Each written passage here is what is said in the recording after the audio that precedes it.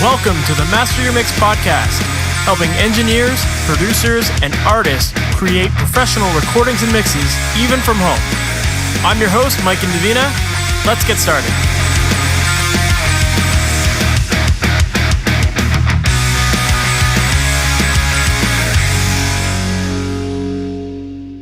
Hey guys, it's Mike Indivina, and welcome to yet another episode of the MasterYourMix podcast. I'm really happy you're here. Today, I'm chatting with Josh Bowman, who is a mixing engineer who first got his start working as an assistant for producers and engineers such as Randy Staub, Bob Rock, Garth Richardson, and he's worked with artists such as Michael Bublé, Good Charlotte, Rae Jepsen, AC/DC, Nickleback, and a whole bunch more. We have a really great conversation where he shares a lot of great insight on the importance of using filters to help create a cleaner low end. He shares some tips on how to give yourself adequate headroom when you're starting a mix. We talk about mixing with limiters on your master bus and the importance of using compression on your tracks.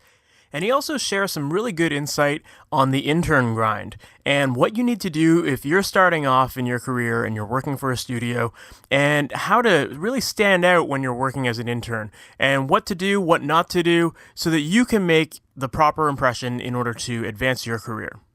So let's not waste any more time. Let's jump right into the interview. So Josh, thanks for being on the podcast. Yeah, thanks for having me.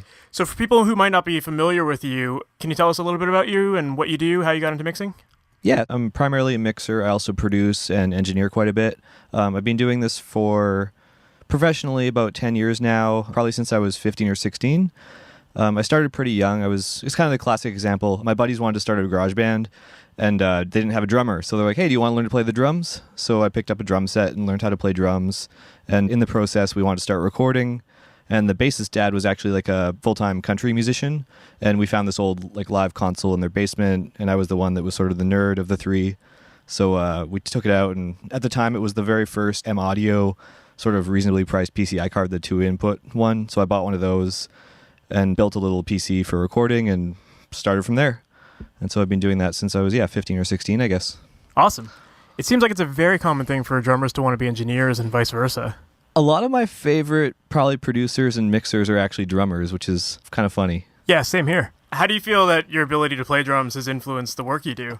I think especially in modern music with hip-hop and EDM becoming so mainstream and influencing all the other genres, I feel like the rhythm section is just like everything now. Rhythm and top line is most musical genres at this point. So I think it's a huge advantage to be able to have an understanding of how rhythm works in music and how different feels make people feel, and how it affects the audience. For sure. Can you tell me a little bit about your current studio setup these days? What are you using? Yeah, so in my main mixing setup, I have a Universal Audio Apollo, the one of the newer black-faced 8-channel, but 4 preamp models. I've got a SSL G series, just like the newer 500 series bus comp. I've got a distressor that I run stuff through sometimes, and I've got a little 500 series like mastering EQ, sort of like a Pultec-ish style thing, just for a little bit of nice top end once in a while. But most of my mixing now, since I got the U80 stuff a few years ago, is being in the box. It's like 90%. So do you use a lot of the outboard stuff more for just tracking it? So my setup is primarily mixing. I don't actually have really a tracking room. I rent other studios for that. But I just find, depending on where it was recorded, especially people that did stuff in smaller home studios, having a couple compressors and an EQ, I'll pass stuff through it while I'm in the mixing process. If I really feel like I can't get what I want from the plugins I have, or I just want to have some fun, it's more fun to run stuff through outboard gear. Yeah, definitely. I hear you with that. I'm kind of in the same mindset. Like, for me, like, I have a rack of outboard gear, but I rarely use it in the mixing stage. And for me, it's just like recording it through is fun. But for recalls, it sucks. It's awful. Yeah, I probably I've done a bunch of ABs with the SSL bus compressor, which is like a new addition as of the end of last year. It does sound a little better, especially on rock and stuff that's a bit up-tempo with loud drums. However, I still use it on half of the projects just because of recall. Yeah, I totally love digital plugins for that reason. Yeah, exactly. You can't beat it. And when you're working on, sometimes I'll mixing 5 different projects in the span of 2 weeks and jumping back and forth, and it's just hard to even recalling 2 pieces of gear now seems like a pain in the butt, which is kind of funny. Because you're mixing so many projects all at once, how do you stay focused on the music for those things? Or do you find that it helps to be kind of breaking it apart? I actually try, when I get a new project, I try to do a lot, depending on the budget and what we set aside for time. Say like the average of, say, a song a day for a, like a fully produced rock thing. I'll budget that initially in the project, and usually it starts to overlap once like my first half day or day has gone on each song and it's been sent to the band or the producer and I get notes back. Inevitably projects, some come back with no notes, but 90% of the things have at least a couple of revisions. So it's at that point where things start overlapping and I'll be starting on a new project, and then people will be delayed because now they don't have to get back to me in the 2-hour window I give them, because it's not in a big studio that's on the clock, day rate. So it just sort of rolls over that way. But generally, when I start a project, I try to allocate at least 6 to 8 hours just to focus on that and really get into the music and find the sound for the project. So 6 to 8 hours per mix? Yeah, it really depends. This year, things have started to go a bit faster. I've changed my monitoring setup, and I really am into kind of the new speakers I'm using. 4 or 5 hours of work with breaks turns into 5 or 6 is sort of usually the initial chunk of time. So what about your monitors has helped speed things up? I just find I'm not, and it's probably a combination of monitors and also just the last couple of years I feel like I've really hit a stride as far as consistency in quality. I'm just not really referencing on that many other systems anymore. Like I have one main set of speakers, I have a little mono reference. I have a car, but I kind of stopped doing car checks last year, and it seems to just be fine. Yeah, I don't know. I just kind of stopped worrying about it, and also it stopped being a problem. Usually when I'll check on my iPhone earbuds, that's sort of my go-to second reference right now. And 90% of the time, it's not surprising. Low end might be a bit boomy or something, but... Well, it's one of those things, too, where after you've done the car test for so long, and you've gone back and forth between your studio speakers and your car, or any other system for that matter, like, you really get to know where your speakers stand in relation to those other systems, so you can compensate for it, right? For sure. And yeah, I mean, once you hear... I've had this car for 7 years, so it's been like the majority of my professional career. So I kind of, I know what's going to be wrong in it, and anticipate those changes now, I guess, beforehand. For sure. So you've done some producing too, and I was just curious, like how involved do you like to get in the producing stage? Do you get involved in a lot of the writing, or do you kind of stay out of that? So to date, I haven't really done that much songwriting. It's actually something this year I want to get more into, but I just haven't really done a lot of it, so I just stay away from it. That being said, I will get really hands-on with arranging song structure, giving feedback on the writing, not necessarily rewriting parts myself, but if I have a strong opinion on a section of the song that I think the artist could write a better part for, I'll tell them why I think it and describe it more in like emotive terms as to how it makes me feel or why it doesn't make me feel how I think it should. So yeah, I'll dig in those respects. I won't rewrite words for them necessarily unless I have, a specific thought. But I like to try and let the artists do that themselves, or other songwriters that I find, to get them to do co-writes with. It's interesting that you describe it as being an emotive thing and explaining it to the band that way, because I think so many people focus on songwriting from like almost this kind of structure thing where it's, some people think about it in terms of, chorus needs to hit by this time or whatever, and yep. You're more of a feel guy instead, which is cool. And that's not to say that, I mean, I love pop music, and I love a lot of different pop music. It's something I listen to. Most of the stuff I listen to I would say is mainstream, whether it's rock or pop or whatever. And so I do have those sensibilities ingrained as well. Like if someone rates a 6-minute ballad that has no real chorus and it's just a bunch of verses and one chorus at the end, it could be great, but I'll make sure they know what they're doing. Like, do they want to get on the radio? Do they, you know what I mean? What are their career goals in terms of that song? Because if those don't align, there's no point. So yeah, I guess finding out why people do it and then just having feedback for them if I feel it's needed. For sure. So what, in your opinion, makes a good song? What are you looking for when you're giving those kind of notes? I guess for me, when I'm producing, actually it's funny, a lot of the things I've produced the last couple of years are things that I thought I wouldn't. It's mostly folk sort of singer-songwriter projects. I've recorded a lot of rock bands, and I guess in a sense produced them because there was no producer. But as far as looking for what changes in songs, it's sort of how it hits me. It's more from just a feel standpoint. And that's why I said I don't always get that involved in the writing, because if someone describes what they're going for, and I listen to comparable artists or songs they're doing on that genre from like just a technical, analytical standpoint, and their song kind of ticks the boxes that I think that it needs to tick for that genre, but it doesn't really connect with me because maybe I'm just not a fan of that style of music, I'll still try and offer suggestions and help them, but it's a different place than me offering, my emotive and like my answers based on feel, because I'll still work with people that, you know, I don't like all genres of music necessarily. So I'd like some things better than others, but doesn't mean I can't still help artists in those genres that I'm not maybe the biggest fan of. For sure. Well, and it's good to be working with different genres too, just to keep yourself fresh and Oh, for sure. even learn different techniques that you can apply to, you know, any genre. Like once you've done it for so long, you know what works, and you can experiment a little bit more and kind of merge these different techniques of genres into from a hip hop project into a pop project or whatever, you know? Definitely. That's actually something from watching other engineer interviews. I forget who it was, but I was watching one of the top 5 guys, and one of the things that he said in a Pensado's place, I think, that hit me really hard is that when gets stuck in mixes, he'll listen to something that's like the polar opposite genre. So if he's working on a country song, he'll listen to, you know, some EDM or go to Beatport or something and see what's charting there and kind of get inspiration for that. And that's something I've really tried to incorporate into my sort of routine, not routine, but, you know, when I get stuck, it's sort of one of the little tricks you can pull out. Just listen to something totally different and try and draw inspiration. For sure. So what's a common mistake that you think a lot of artists make before they enter the studio? With a producer or for recording? In terms of a songwriting perspective. One thing is not having played the songs live and doing sort of your own crowd testing. A lot of people write new song, they're really excited to record it, but I feel like it's really important to play live and to sort of gauge audience reactions and sort of do your own testing that way to make sure it's a song you want to record and it's one of your stronger songs. So yeah, I'd say just road testing is a big one. I think that's great because you get a lot more opinions when you do it that way, rather than sometimes just dealing with one producer too, right? For sure. Sometimes the band is a little more reluctant to make changes when one producer is suggesting things, but when they realize that a whole crowd of people don't care about the song and think it sucks, then they're like, oh, well, maybe we got to go back and fix this a little bit, right? Yeah, for sure. Yeah. Cool. So I know you do a lot more mixing than you do producing. So in terms of mixing, what's your mindset going into a mix? Where do you usually start?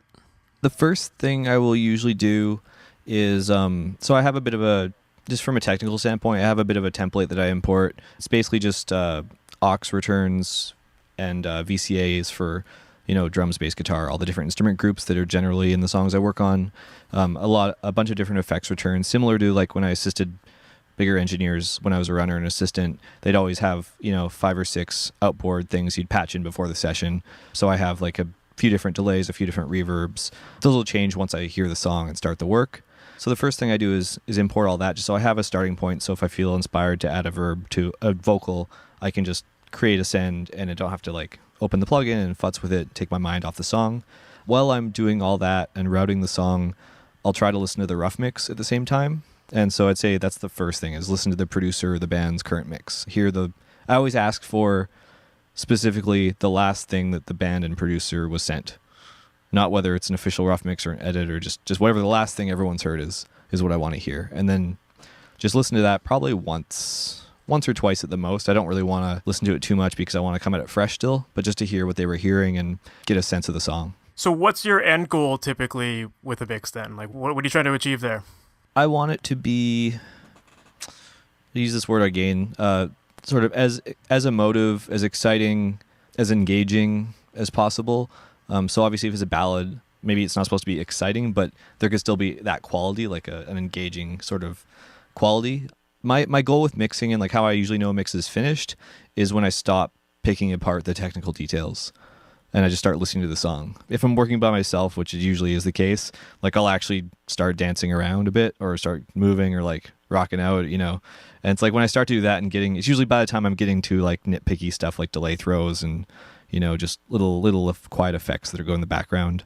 That's when I sort of know it's done soon. Yeah, but at that point, it's a song, right? Exactly. So if you're feeling it, then that's a good sign. Yeah. I think there's a lot of people that just focus on those small details afterwards, and they can just be there forever nitpicking away. For sure. So I'd say that's sort of my goal, just excitement. Awesome. With that being said, without changing the intent of the song, that's why I listen to the rough mix. And it depends, because if it was done by a producer and it was a proper, they actually spent time doing the rough mix, it's actually something I noticed a lot more the last couple of years. I started doing a little bit more pop and working for people that are, you know, full on. They're good producers doing their thing full time. Sometimes I'll finish the mix and I'll A/B it to their rough, And it won't be quite as night and day as, say, it is with like a rock band that self-recorded their album or something. But just figuring out how much different they actually want it as well, and trying to gauge what the producer and the artist are expecting, I think is important from the start. Definitely. So you said that in the last few years you've been kind of hitting this stride with your mixing. At what point did you start to feel like you were really making good mixes, and why was that? I've sort of always thought, like, probably since I went to audio school, a decade ago, I always felt like that was sort of my strong point. I'd consistently get good feedback from like peers and teachers and that sort of thing about just balances and quality and that sort of thing. Obviously, my mixes 10 years ago compared to now are night and day different, but I've sort of always had a bit of a confidence, I guess, with mixing. But then the last, 2 or 3 years, I just feel like I said, when I go to listen in the car or go to listen on my earbuds, just translation is a lot better. It's rare that I'm surprised, like really surprised about a mix on someone else's stereo if I'm at a friend's house and play a song. Like, oh, the bass is way too loud. Like, I never really do that anymore. It happens once in a while. It's never perfect, but it's just a lot less common. And that's sort of the biggest thing, I guess, is consistency. What's something that you like to do with your mixes that other people might think you're crazy for? So one thing that I do, not a lot, but again, just going back to being a drummer for like first thing and playing brass instruments and bass and stuff, like lower instruments in the range. One thing I do, because I focus a lot on the rhythm of the mixes, the classic thing is like a rock song, if there's no tambourine in the chorus and it's missing some motion, you throw in like a 16th tambo or something. Instead of doing that, especially in electronic music or things where you don't want an organic instrument in there, but you still want a bit more motion, is I'll add delays to a rhythmic element, whether it's a drum or something, but it's so low that like I'll forget I put it there, but if you mute it, the song kind of stops moving. So I'll just add motion with delays in the mix, but I'll put like an 8th note delay on a snare drum. If you solo the drums, it's really loud. If you put it in the mix, it's not that loud. You can't really tell it's there. But yeah, so just adding weird delays that add motion just to the music without being obvious. That's awesome. So in terms of, like, obviously you do the normal cleanup with your tracks, you EQ them, you compress things. How do you go about making more creative moves in mixing? Kind of like what you're saying with the 16th note drum delays and that kind of stuff. I guess it's really just, I'm really like, just in my personality and my sort of general life, I'm a pretty like careful, sort of quiet person, but I do have strong opinions and preferences. And so I kind of try to find the balance where, like with that delay thing, I think it makes a huge difference. The fact that you can't pick it out once everything's unmuted or unsoloed, in the mix, maybe some people would say it's not important at all. But to me, it really adds a bit of motion. So I think just doing things like that aren't, I'm not changing the tone of someone's instrument. I'm not, adding a obvious part to an arrangement. Like I'm not putting my stamp on it. I'm keeping it as what they intended it to be, but I'm still adding the feel that I thought was missing.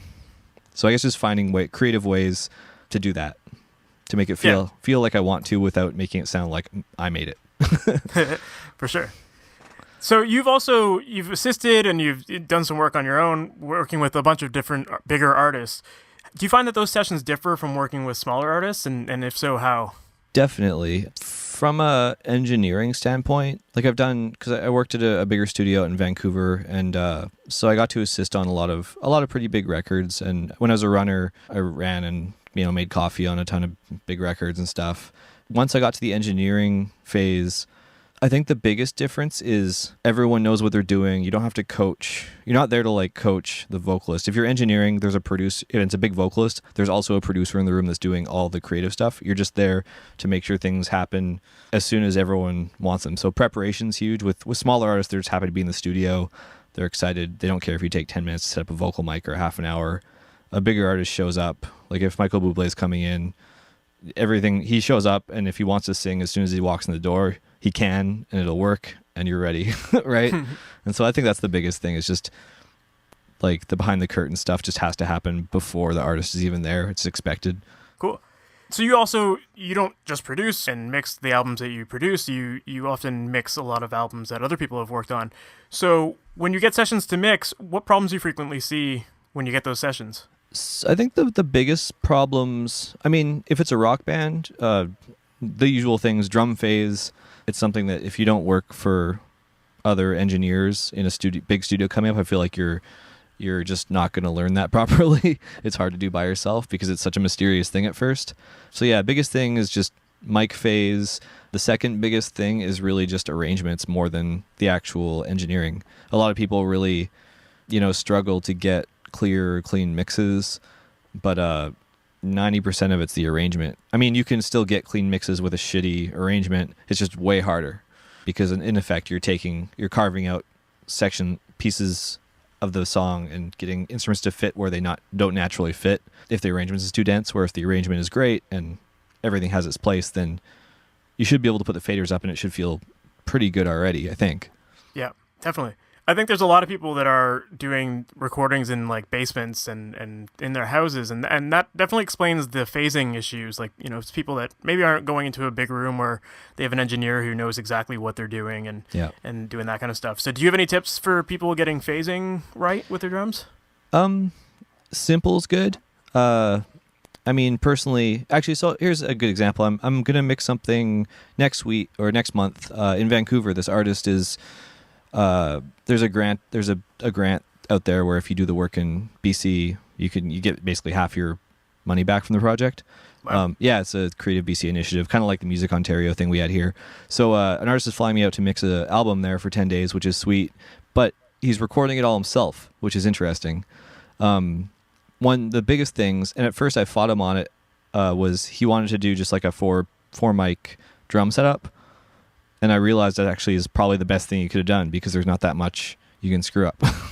It's like he sent me the tracks just to check before he started recording the whole thing after he got it set up. And I listened and had a bit of a comment, like the left overhead sounded a bit off with the kick, but simple. Like the less mics, the less chance of phasing issues.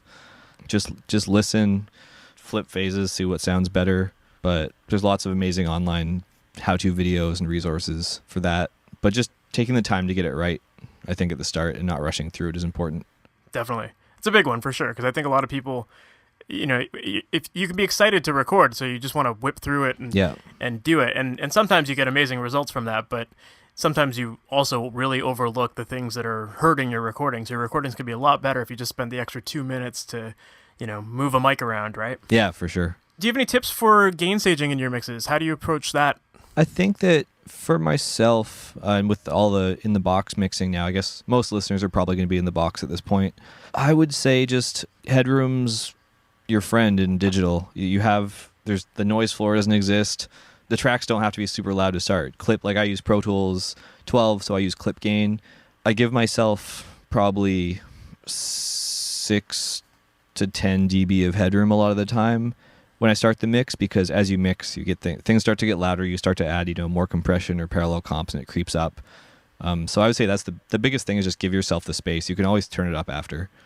Do you find that you start working on certain instruments first, like all the time, or? Yeah, I pretty much do the same thing every time for anything with like a fully produced either pop or rock song. I think this is a pretty common way to start. I pretty much start with drums every time. I'll go through the. This is after I've listened to the rough mix and organized my session. I'll go kick first and just go through the close mics, build the drum sound, kick snare. I'll do kick snare, overheads, then toms, and then cymbal close mics if they are in there. And then I'll bring up the bass and balance that with the drums and then the rhythm instruments.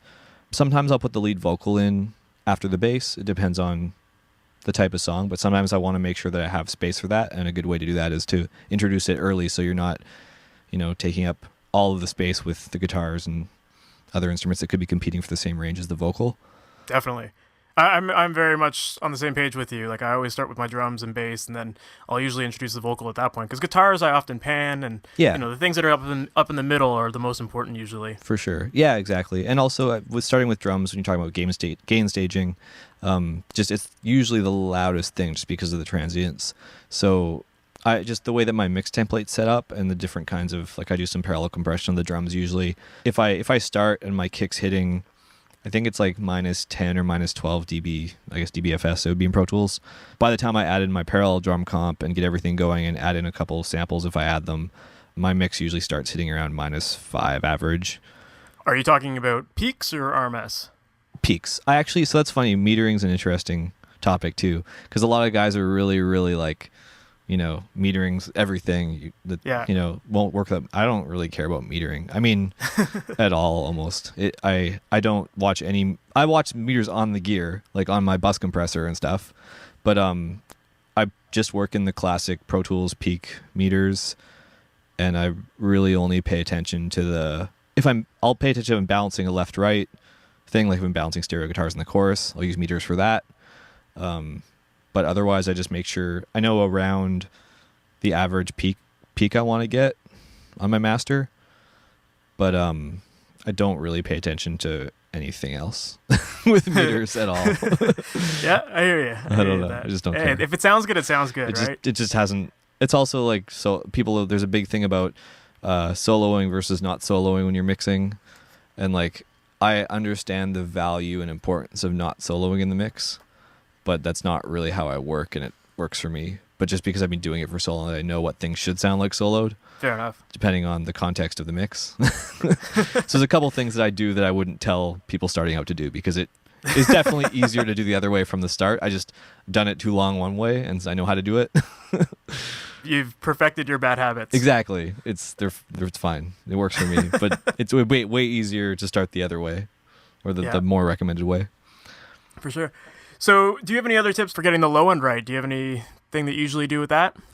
That's an interesting one, because every year in the last 10 years, it seems like, especially in rock and like genres where traditional studios are less and less used, like there's a lot more even awesome, like larger bands that have their own studios that maybe aren't as nice as a traditional big drum room or big mix room goes. Low end, I think, has gotten, in certain genres, almost less important in a way, because not as many mixes have great low end, unless you get into like top 40 where it's, one of the top 5 mixers doing it. That's kind of, I don't know if that's an answer or not, but so what I do for low end is, if I'm mixing from my place, I just check it on my earbuds. That's actually, it's not, I pay less attention to it than you think. I have a buddy who still works at, one of my friends works at a studio in Vancouver that's, a proper large studio. And if I'm really unsure of a mix or doing a pop thing, sometimes I'll send it to him and just ask him to listen. And I always ask him, like, how's the low end? And he always says it's great. But I don't have, like, I stopped using my sub last year. I used a sub until last year. But I realized, because I'm in smaller rooms mixing, sometimes it makes it worse instead of better, because of room modes and stuff. So yeah, and again, it's arrangement. It's the biggest thing. But that's an interesting point that you brought up about having a sub and getting rid of it, because I think there's so many people that they love the feel of that bottom end. Oh yeah, for sure. But it totally can ruin things in a mix. Like, you're just hearing all these things that aren't really there, or it's fooling you most of the time. And actually, I just thought of a better answer than that whole thing I just Okay. said. The better answer would be, I use a lot of filtering. I filter bottom out of most things in my mix that don't need it, like everything except probably bass, kick, and sometimes synths will have at least 80 hertz to 100 hertz usually. So I think that's actually a big thing for me, is that I don't really have that many things in the bottom happening by the time I finish the mix. I'm with you on that. I think that's the reason why it doesn't matter as much these days. Like, at least for you and I, because like I do the same thing. I roll off everything around 80 or 100, and if you get rid of that stuff, if you get rid of it early, you don't have to worry about it. Exactly, and I think that's probably it. There's not really much happening down there. So even if it mix, like I've been actually mixing a bit bass light the last 6 months. I've noticed, just getting masters back and hearing it in a new context. That's something that I've been sort of on the fence as to whether I was doing or not, and then I got the 5th or 6th song back, and it realized they're always coming back bassier than I sent them. So obviously I'm doing it a little bit too light, but because there's nothing else down there, the mastering engineer boosts the bottom with his nice mastering EQ, and all of a sudden there's more kick drum and more bass, but there wasn't really anything else down there, so it's fine. It's good when there's that clarity down there for a mastering engineer. They need that. Yeah, the vocals didn't get all muddy because there wasn't anything happening down there in the vocals, or it didn't ruin the mix. So do you always send your stuff to a mastering engineer? Yeah, unless there's no money. If there's money, yes. 70% of the projects I do go to someone here for mastering usually. The ones that don't, it's just budget usually. And why do you choose to go to a mastering engineer versus doing it yourself? I like someone that I trust that has different, potentially, hopefully better gear than me. to just have a once over on the song. I also find if it's something I mixed, I have trouble getting it clean, like as loud cleanly as the mastering guy I usually does. Sometimes, most of the time, he'll send it back and I'll A/B and it'll be not even that much louder, like a couple dB louder, 2 or 3, maybe 4. Sometimes it's like 8. Like sometimes he just, I was way off or something. But usually it's just a tiny bit louder and a little bit clearer. But it's not like, and that's the other thing when you asked about how I felt that my mixes, I'd hit a stride in the last couple of years, is my mastering doesn't come back that much different anymore, no matter really who it goes to. It's always better, but not like there was 5 years ago, it was like night and day better. Whereas like the rough mix or the mix was embarrassing, kind of like I'd listen to both and I'd say, holy, how did I, Yeah. Well, that's definitely one of the advantages to working with a mastering engineer too, right? You can always have this like open conversation of it's like a reality check of your own work, right? Exactly. And yeah. like you have someone that's been doing it for a while that has good gear and works with tons of different genres, and they have this very objective opinion, and you can see, you can ask them how your work is and what you can improve on for next time around, and it just makes you a stronger mixer in the end. Exactly. Yeah, and even just getting it back, and like I'll always get a master back. And most of the time, I'll pull up a session in Pro Tools, import the original mix the limited mix I sent to the client, not the unlimited one, and then I'll volume match the master and the limited mix, and A/B them for a while in different sections, and really figure out what where I could have improved the mix, I guess, sonically. And that's sort of a way I've learned to figure out my treble sort of frequency ranges, or just like how I'm mixing. If things are too dynamic, it's hard to get it as loud as the artist might want it in the end, that kind of thing. So you always send your artists a limited mix? Yeah, that's actually another bad habit thing that I do that works really well for me, is probably after the first time I print a mix for myself to listen to, which is like 3 hours in, I'm pretty much mixing into a limiter a little bit the whole mix. Not a lot. Like it'll be a couple dB at the most on the drums. Like just hit the snare drum, we'll be hitting it like 1 or 2 dB. Sometimes half a dB, sometimes not at all, just like hitting it, 0.1. But that's something I work with. I think because when I started, I was mixing in a room with a SSL and a Apogee, the PSX 100 that every studio had forever in the 90s and still does probably. And there's a soft clip on that a lot of mixers mixed into. And so I kind of just did what these other guys I ran and assisted for did to start, because, if you have a mentor, you usually just kind of do what they do, and eventually you learn why you were doing it. And the soft clip was always eating up. Soft clip, and also I think more analog gear in the mix bus chain, just in general, hitting into the analog stuff does soak up some of the transients, or however you want to say it, saturate, whatever.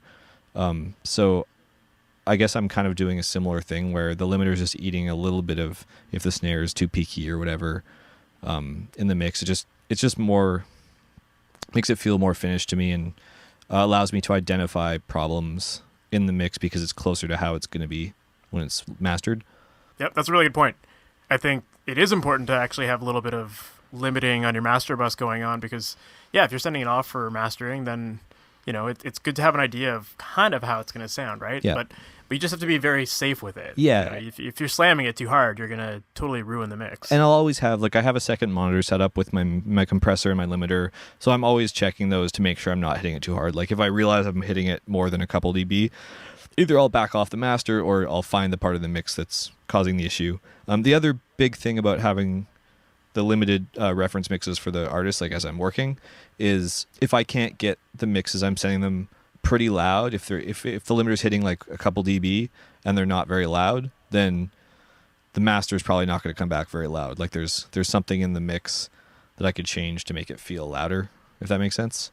Mm-hmm. Sort of like an early indication of how, if I'm on the right track or not. If it's all balanced properly, it should end up pretty loud with only like a couple dB of limiting.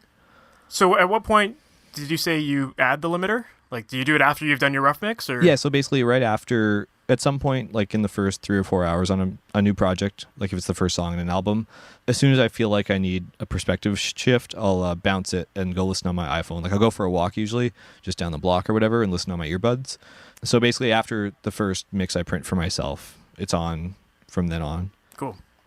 Yeah, I think there's some people that do it right away. Like for me, I do it with drums because I think the drums are the things that drive the limiters the most. Oh, for sure. Yeah, yeah. Like all those quick transients. So for me, I usually do it like I'll set up my drums, get my rough mix of drums, and then I'll add one and just make sure it's just barely touching that. Because by the time you add everything else, it usually gets you a couple dB of gain reduction. Do you limit the a drum sub, or do you just, is that the master?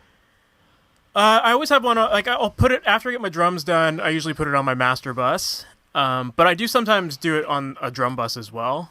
I usually submix all my groups into a bus, and that goes to the master bus. And I don't always have a limiter on the instrument bus, but Right. for some things like drums, I will just to drive up some level and Yeah. bring up some more of the room sound. Yeah, I do that too sometimes. Yeah, it's cool. Yeah.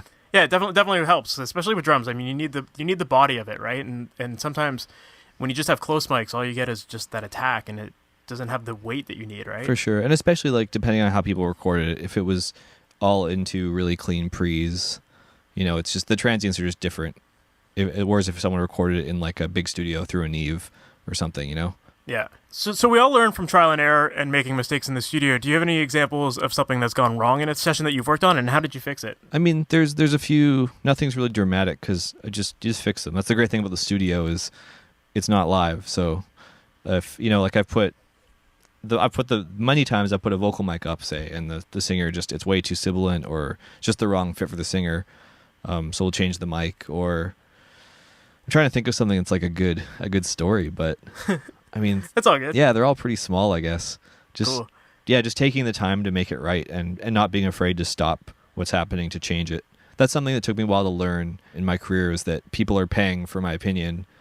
And sometimes, the bands, it's a really good take. You realize that you picked the wrong overhead mics, and it's not going to be the same as if you used another pair, let's say. And depending on obviously, how far deep in the session you are, but not being afraid to say, hey guys, I need to change this. Like even if they're in the middle of a take, just stop them right away and then move on and, solve the problem. Yeah, it's not just a set and forget type of thing. Yeah, exactly. That also makes your album sound a lot more interesting too when you have differences in sound, right? For sure. Yeah, definitely. What's a good lesson that you've learned from working with another producer or mixing engineer? That's actually, I haven't sent a lot of stuff to be mixed by other people, and that's something I want to start doing more of as I start producing more, especially. I'd say this isn't someone I worked with. This is okay, obviously Max Martin is Yep. A buddy of mine stumbled across a bunch of there's like this zip file going around the internet with a bunch of stems of Max Martin productions. I don't know how or why, but they exist, and it totally is the album because you can A/B it. They're the mixes.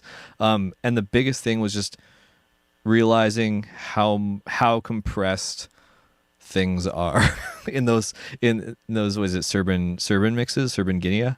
Yeah. Just how much compression is actually happening. That's the biggest thing, is just not being afraid to push things farther than you think they might be comfortable. Yeah. Same thing as when I worked with I assisted for an engineer a mixer named Randy Staub, who's like he's one of the top guys, I'd say, in North America. He's amazing. And there was one time where I was printing mixes after he left, and I was just looking at his vocal chain, and I think between the 4 compressors or 5 compressors on the vocal, like it added up to like 28 dB of reduction or something if you calculated all the reduction. Yeah. But it sounds great. Hey, if it sounds great, that's the important thing. I would never right? have known.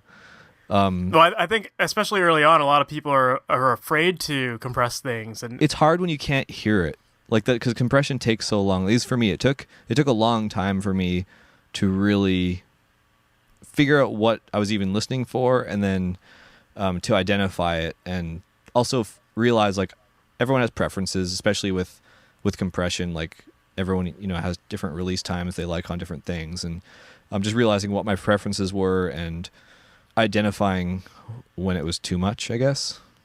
So what are you listening for then with compression? Mostly, well, it depends. Sometimes I just want it to even out the dynamics and performance. If it's a dense mix, say there's like a guitar part that needs to be there but not poke out, just I'll do something. Sometimes I'll even do a limiter, like put a limiter on more percussive guitar parts, or especially acoustics. I find I'll even put like a L2 or something, just hitting a couple dB just to even out the spikes, because I don't want the strums to poke out. But in general, like for vocals, I'm looking for it to sort of just add like a clarity, even out dynamics in the performance, And then also depending on the kind of compressor, like especially the UAD stuff and modeling, different compressors add a different sonic characteristic. Some, like the Blue Stripe 1176 adds like a bit of a bottom end thing, and it sounds a bit different than say the LA2, and then the different LA2s all have slightly different EQ curves to them. So it sort of depends. Sometimes it's like a tool to change the character sonically. Sometimes it's just maintenance, just leveling out dynamics. So it depends on what it is. Yeah, I think that's one of the big things with compression that a lot of people don't get is they just think it's a dynamic tool, but you can actually get so much more character out of a compressor just by picking the right one. Definitely. Do you have any special tips or tools that you use that have helped you with either the quality of your mixes or your workflow? I would say workflow, it's not a tool, but it's just being organized, just doing things I learned from the other guys I assisted, like color coding, always putting your tracks in the same order. Just simple little things like that make your whole life a lot easier and make you be able to work faster.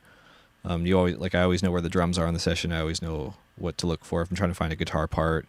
Even as far as like I have different color ranges for if there's vocals, if there's higher or lower parts, there'll be certain shades of red, that kind of thing. So just organization, I'd say, is big in prep. Very cool. I'm with you on that. You need to have an organized session. Yeah, definitely. It makes a big difference, especially if you come back to it 2 weeks later or something for a recall and you can't find tracks or whatever. Definitely. So a lot of people that are listening to this are relatively new in their careers with mixing. Do you have any advice for someone who's just getting started? Yeah, I'd say just keep practicing. It takes a long time to get good. I mean, probably less time now that there's all this information out there. There weren't, like when I started, was YouTube a thing? And it was, pretty new. I could find out how to do stuff on the internet, but it usually wasn't in videos. It's usually reading like Sound on Sound or something like that. Yeah, exactly. Right? You get the magazine or whatever. I don't think they even had a website yet, probably. So, yeah, just soak up all the information, videos, practice, find peers that you think, maybe it's sometimes hard to get someone like me or Mike to just listen to your stuff and give you feedback because we're all really busy. But if you do manage to find someone that likes you and, having someone to bounce mixes off of, if not even just other friends, musicians, just someone to, send your work to and get an objective opinion about. Unfortunately, don't be afraid to do stuff for free for a while. It's, it's just that kind of industry. It's like any art, like professional dancers are not paid to dance right away. Actors, they're working on university films for free. It just takes a while to build up the skill set to where you can do it as a career. Awesome. And what about getting new clients? Do you have any advice for that? Yeah, make friends. Make lots of friends. Live sound is actually something that I've done a lot of, but it was never my focus. But I would say it's actually a great way to, it's an easier point of entry for the industry in general because there's just more of it. There's tons of venues. There's tons of, depending on where you live, I guess, obviously in the world, but there's lots of events work to be had, especially if you're like a well-spoken, courteous person and you care what the band thinks and you ask them how their monitor mixes are. Most of the time that will lead to you finding recording clients because all those bands will know you as the sound guy. They'll start asking, you'll talk to them, make friends. So I'd say that's actually a great entry point, even though it's not mixing. But I think live sound's really important, though. It for sure. I have done a lot of it too, and I feel that the one thing that I got out of it was it makes you work faster. Yep, definitely. You have to commit, and you have to just be like ready to go at all times. It's kind of it's almost like way more zen in a way because it's all in the moment. Like that moment never happens again. I mean, now you can record the sets with like the Avid consoles and stuff, but which I'm glad I never had because I don't want to hear those mixes again, probably. But yeah, it's sort of, it all happens real time and it's done, and the only thing you have to go on was people's memory of it, which is interesting. Not like it could be super nerve-wracking too. Oh, that's why I stopped doing it. Yeah. It just stressed me out too much. But super fun though. It is a lot of fun, and the thing with that is that like, yeah, you just always have to be quick. Yeah. You can't take your time, and you just have to learn to make quick decisions. And I really feel like personally that really helped speed up my mixes. I used to spend a couple days on a mix just like kind of fine-tuning things, but now it's like, okay, I know where I'm going, I know what I need this to sound like. Yeah, for sure. And that's actually a big point too. You just said you know where you're going. That's something that maybe I couldn't always. If you'd asked me at the start of a mix, I can't always answer in words, but I usually have a pretty strong feeling about it at least. And that's one thing that I think makes a good artist or musician or producer is just having an end goal. Well, it helps too when you've kind of going back to your point of having reference mixes, Yep. you know, when you've already heard the song, you kind of already know what the band's looking for or what the song at least sounds like, and you can kind of frame an end goal for yourself. For sure. And same with live. If you're working with the same band day in and day out, you have the same idea, right? You know where you need to go to make that sound pro. Yeah, definitely. But yeah, as far as other advice, yeah, just do it a lot and make a lot of friends. Go to shows. It's all relationships. The band that's playing, like, I don't know if they still have, like, we were talking about all ages shows the other day when we were out together. They don't still do it anymore, probably. Like, at the time I went to these shows at a rec center that this local band threw, and you know, there'd be 3 or 4 rock bands every Saturday. Two or three of the guys from those bands ended up being in like fairly notable Canadian bands. You know, like if at the time if I was older and already on my career path, if I'd made friends with them then, 10 years later it could lead to some kind of gig that you wouldn't expect, right? It's all sort of long game relationships. And being same here. being Yeah, genuine. I think back to all of those rec center shows I used to go to, and like so many bands from that scene have blown up, and it's like, oh man, I wish that I had like developed my craft at that point and could have got those guys, right? Yeah, exactly. But yeah, so it's just all relationships for sure. For sure. Just going out to shows and finding new talent. Yep. Cool. Who are 3 of your top favorite mixers? So one I already talked about, Randy Staub. He was sort of one of the people I was a runner for a long time for him, so we'd, you know, not even in the room most of the time. I assisted on a few albums where I was in the room doing the editing and routing and stuff. But his clarity and like his low end is amazing. You're talking about low end before, and his consistency, and also he's not lazy. Like sometimes if he had to spend 3 days on a mix, sometimes he would, you know. So he's a big one. That's awesome. You got to work with him too. Yeah, I was really lucky to like come up in a place where I got to work with a guy like that. So how did you land that? Not to no, derail it's fine. the conversation, but I started at the Warehouse Studio in Vancouver, and that was the running. Like I went and I worked for 2 weeks for free. Like I had an interview. Okay, so the short version of the story is, after audio school, I went backpacking, as I guess a lot of people do. I went to like Thailand for a month because I had a friend there and trying to find myself and, you know, all that stuff. Everybody goes to Thailand. Yeah, exactly. It's like, I like to think it was at the start of the trend because it was like a while ago.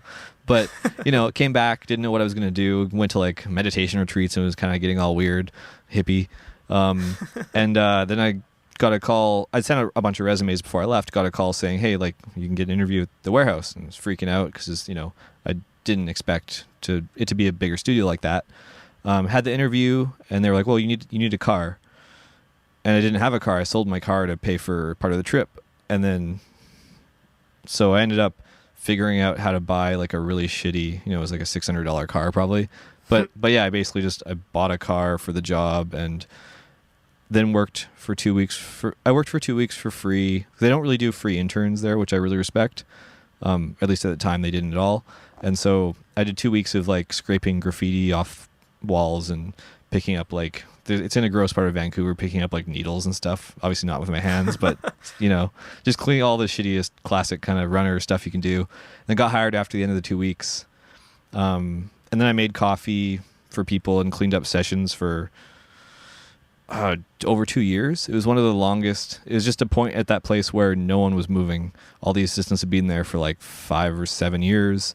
No one was quitting. No one was getting fired. So I just did a lot of making coffee and making meals and cleaning up and watching the other assistants. Well, that's a good point just right there too, is like the intern idea. So many people think, okay, well, I'm going to get this intern job and I'm going to work my way in really quick. But a lot of these studios are very small and there isn't that room. So you just have to hustle. And it's the biggest studio in Vancouver. It's like three full floor. There's 4 studios now. There's 3 studios when I started.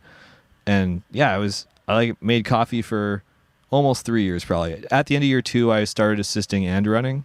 But at that point, I didn't work in the control room with any of these engineers ever. And I did that like 14 to 16-hour days. So what kept you going? It was most awesome. people would just be like, oh, I'll just get a minimum wage job at McDonald's and do that. Also, I did make minimum wage. Okay. It was hourly, which actually adds up after 16 hours when you're like 19. You know, it actually worked out to like I saved, I think while I was working there, I was living at home for the first bit, but I think I saved up like 10 grand in the first couple years. Amazing. Which is, most people don't. But so I don't know, just worked really hard and I was really excited to be there. I loved going in. And it was like a really interesting life training experience. I learned how to cook working there. I learned how to clean. They had I learned all my life skills. It's kind of like the military a bit. The glamorous life of an engineer. Yeah, I got good at massaging consoles. It's the worst. Yeah, and just the biggest thing I think from that whole experience and having to sort of assist and run for that long, because I was there for about 6 years, and every time I kind of leveled up in my career, I'd do less hours there and started doing more live sound, some other things, just because there wasn't as much engineering work, because it's all a lot of bigger engineers coming there with their own staff. Mm-hmm. But just learning how to anticipate people's needs, how to read people, how to get along with and adjust to different social situations really quickly, I think was the biggest thing I learned from that whole experience.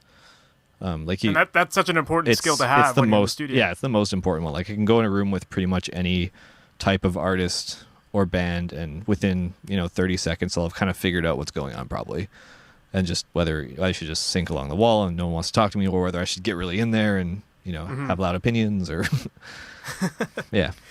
Yeah, sometimes that is kind of a thing you have to do as the intern, is just kind of be quiet. Oh yeah, it's the biggest. I think so many people get fired just because they try to stick their nose into people's business and give their opinion, and it's like, well, who's this guy? Yeah, exactly. And some people you can do that with. Yep. Like you said, you got to read them. For sure. But, And that's the thing that's that attitude is definitely a lot more in the past now than, even at the bigger studios. Like I go back there and work with them in Vancouver, and just in general, everything's a lot more relaxed. It's way less, it's just less intense now, just because of, it's all money. Like there's less budget for projects, so people can't afford to be dicks because, it's a good rule of thumb. Don't be a dick. Yeah. Like no one should be a dick, but there were a lot more people being dicks 10 years ago in studios than now, Yeah. Because they could afford to. Yeah, I guess so. Yeah. So Randy was one of your top three. Yep. So the other who else you got? producer, I already mentioned him as well. From production standpoint, Max Martin, just his arrangements. This is all stuff I probably already talked about in the other answers, but his arrangements and his ability to get one huge thing between everything he produces, the lead vocal is always incredible.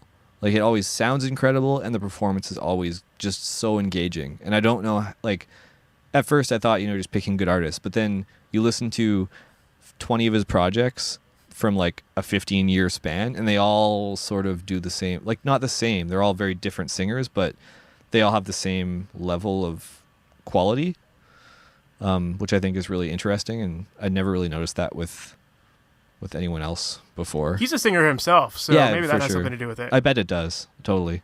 Because I've actually heard some of his old demos that he's made for people. Oh yeah, and where he's singing the tracks before you get that's Britney awesome. Spears on it or whatever, right? And Just then doing the guide vocals. it's awesome. They should be the final vocals sometimes, right? That's super cool. Yeah. Yeah, that makes sense. That definitely makes sense. For a third, I don't know if I have a third. I never really focus on. It's rare that I focus on, funnily enough, people behind the records unless I have a connection to them. I was never good at history in school. I never really paid attention to that kind of stuff, and I kind of still do the same thing. There's tons of records that have been influential, but I probably couldn't even tell you who produced some of them off the top of my head, which is hilarious considering what we're talking about. Yeah, you just focus on your career rather I just focus than on the competition out there. Yeah, I could tell you what a lot of guys in the local scene are doing. I know what a lot of my peers are doing, but as far as, I don't know. That's it. That's all right, man. So we're getting to that point where we got to start to wrap up. How can people follow you online? What's the best way to reach out to you if they want? Yeah, so you can check out my website. It's www.bowmansound.com, BOWMAN sound. I'm on Instagram, Josh G. Bowman. Those are the two best ways, probably. Cool. Yeah. And are there any cool projects that you're working on now that you would want to plug? Yeah, sure. I just finished some mixes for this band called Bad Pop. They're formerly a different name based out of Vancouver, but I'm pretty excited about that. They just got signed to a label in the UK, and the first single off the album I worked on a few years ago, which is being rebranded, and so long story, but it's finally out. It debuted on BBC Radio 1, which is super cool because I don't think I've had anything on UK radio before. Awesome. It's getting some play on there still. So yeah, they've got an album coming out, Bad Pop. Their first single is out now. I'm producing an EP for a local singer-songwriter, Braden Mitchell. It's acoustic, drums, bass, guitar, kind of like folk rock kind of stuff. Super good. It should be finished in the next month or so. And yeah, I got a couple album mixes coming up, but nothing else I can really talk about so far. Cool. That's awesome, man. Well, thank you so much for being on here. You got a lot of great advice. I'm sure people will love it. Cool. Yeah, I hope people get some out of it. It was great chatting with you. Awesome, man. We'll talk soon. Thanks. So that was my interview with Josh Bowman. It's always a pleasure talking to that guy. He's a really good dude, and I think he shared a lot of really useful information in here, and I'm sure you can learn a lot from that as well. As always, guys, if you have any questions that you'd like to have answered on this podcast, or even in any of my video tutorials that I post on my website, please send me an email at questions@masteryourmix.com, and let me know what challenges you're facing. What questions do you have that, if you can get an answer to, would help you advance to the next step in your skill development?